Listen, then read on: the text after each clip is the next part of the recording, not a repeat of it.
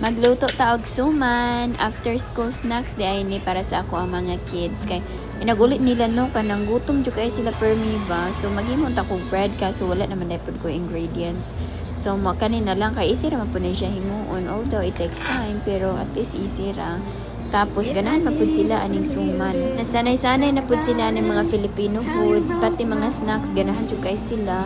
Sakto ra pud ni kay nag-ulan diri, unya lami biya mo kaano pag mag-ulan ba. Luto na ang ating suman. Nara siya. Stormy. Stormy kayo, lightning pa jud. So kuwaon pa nako sila. Talaga guys. Hello girlie. So yummy. It's a warmness. Nice and warm. Yummy. Maora to, salamat sa pagtanaw og palihog pod kog subscribe diha. See you next time.